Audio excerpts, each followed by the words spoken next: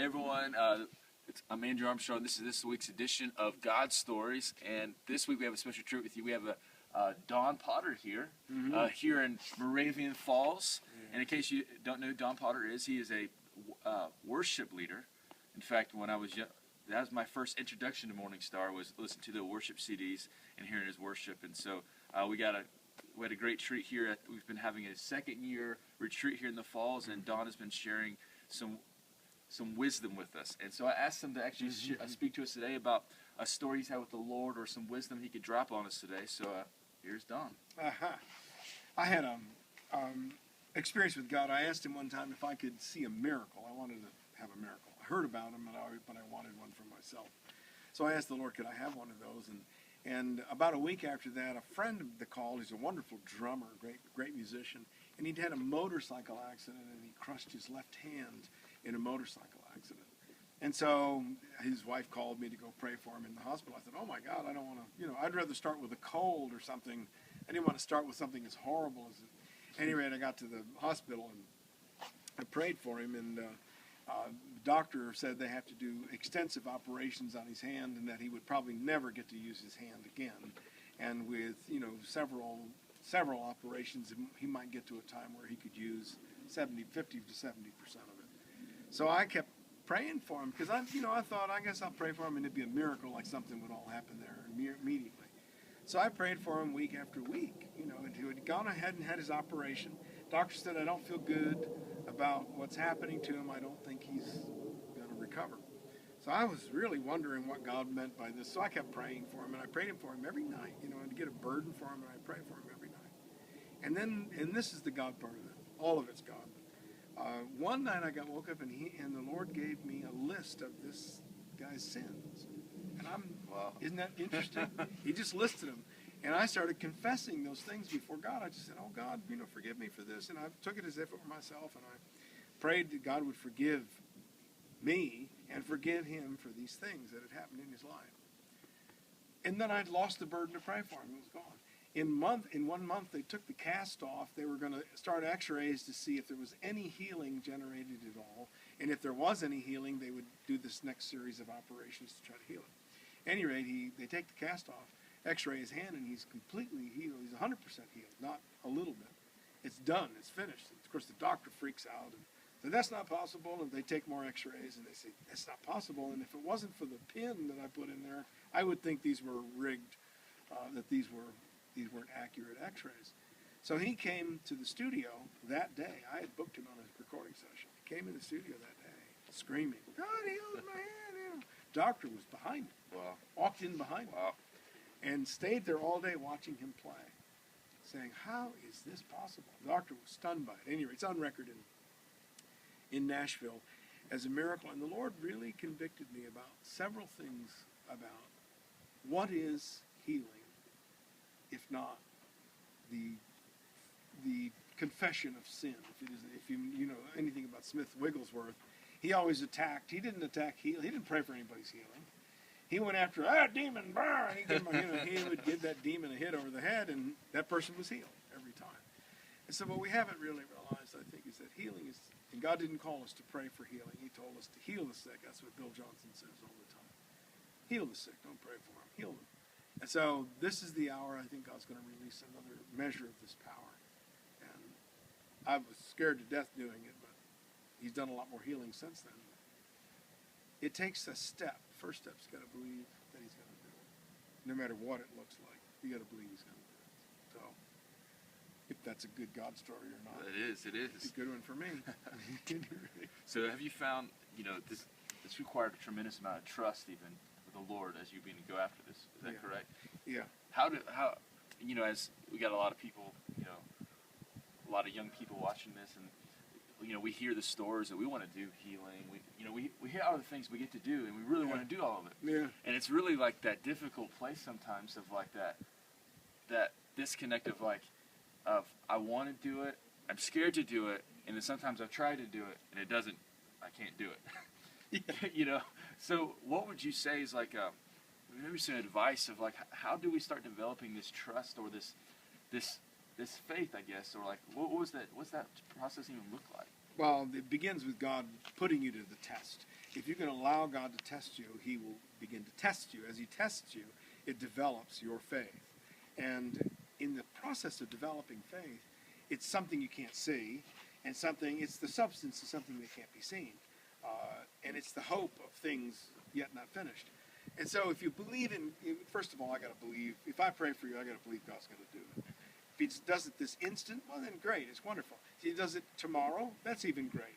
But I'm busy trying to figure out how I can get a little reward for my praying for you. Oh, I prayed for you, and now I get a reward. That's going to kind of nullify everything that you're doing. If the prayer is based in, I believe God is showing me, and this is two things. Jesus said, I only do what I see the Father doing. So if I see the Father on you, beginning to heal you, all I got to do is say, in Jesus' name be healed. Because I know the Father's already doing it. But if I don't see that, and I see me praying for you and healing you, then there's a chance that all we're going to get is Don's best. We don't need me. We need God to be healing people. So wait till you see what God is doing. Wait till you hear what he tells you to do. Do just that and leave it alone. And you'll see healing, and then your faith will build every time. You see one more, and then another, and then another. And their trick is really seeing God do it. Well, one more question on that is, so you say seeing God do it, Yeah. and how does that look? I mean, sometimes when we think about seeing, it's like, do you get like this, like a movie vision? It says like, I saw this person doing this. Yeah. Do you just have, when you say you see God on them, do you just get is it like a sense? I mean, what is that?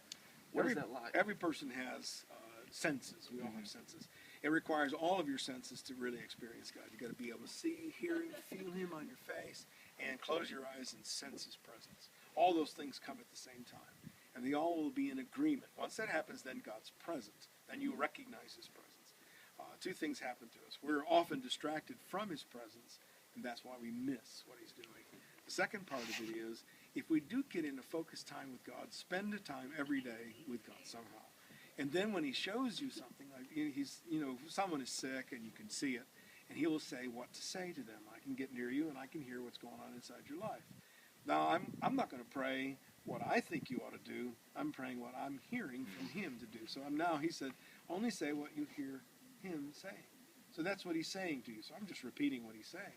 Then there's a time when all of a sudden I'll look at you and there'll be this figure that's just almost invisible right in front of you, looking right in your face so he's moving into your spirit, meaning because he's looking into your eyes. The moment I see him looking into your eyes, I know he's healing something in your spirit.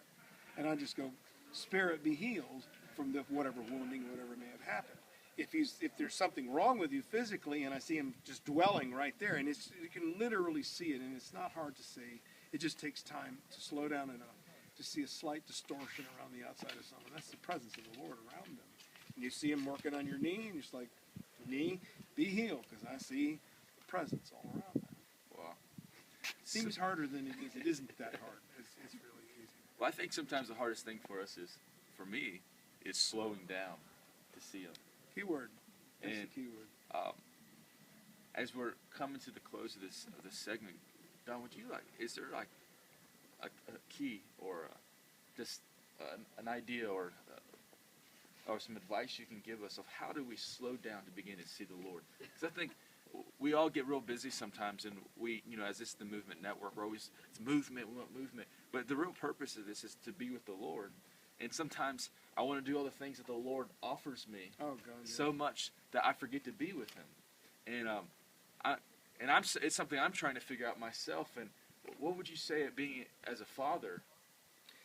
What's a key that you've seen in your own life? Give God 5 minutes in the morning. First, if you can stand at the first thing, get a cup of coffee, sit down, get a pencil and paper. Don't ask him anything. Just say, Lord, do you want to talk to me? And wait. And your brain's going to go nuts, of course. You know what I mean? So write down whatever happens. Write down whatever comes. And then a moment will come when you'll hear this voice that's much cleaner, much clearer, and you'll start, just write it down. That's all you got to do. Don't try to preach it to anybody. Just write it down. Do the same thing the next day. If you can handle the 5 minutes, make it 10 later if you can stand that.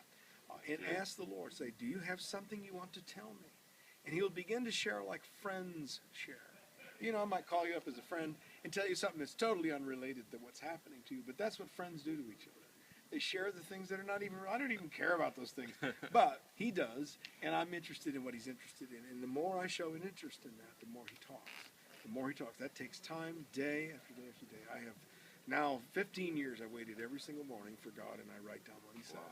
I have books and books and books of things that he said. Do I preach that? No. But he has talked to me about several things, and now he's starting to tell me what's going to happen. Wow. And because we're talking like people talk when they're friends with each other. And that's how it starts. It starts as simple as waiting those few minutes and writing down what you hear. It may sound crazy. Yes, it does. And you are crazy. Sure you are. You're listening to something that's coming into your head, or is actually coming into your spirit. But if you want to follow God, you will look like an irresponsible daydreamer. There's no question on it. That's awesome. That is such good advice. If you're looking for a scriptural backing for it, Jude 21, it says, "As keep yourself in love as we wait for the mercy of God to deliver us to eternal life." That's right. And that verse right there has been changing my life the past few months of learning to wait. And it's a process and it takes time. But as you see, we started at the beginning of the story with the end result what we're all looking for. We're all looking for the miracles. We're all looking for the signs and wonders. But let's get, really, if you break it down, let's get back down to the basics. It's just knowing him. But we're not going to get it overnight. Just like I'm not going to know, I just met Dawn. I'm not going to get to know Dawn in one day. It takes time. And a God who is infinite and created the universe takes way more than one moment to get to know him. So how about today and how about tomorrow? We just take a deep breath, relax, but get up, get with him, and just spend some time with him and wait. Yeah. Waiting sometimes the hardest thing, but that is the beginning of communion. So we just want to thank you guys for watching this week. We want to thank Dawn. Thank you so much, Dawn. We'd love to have Dawn, hear from Dawn again. And bless you guys. We love you. Until next time, have a great day.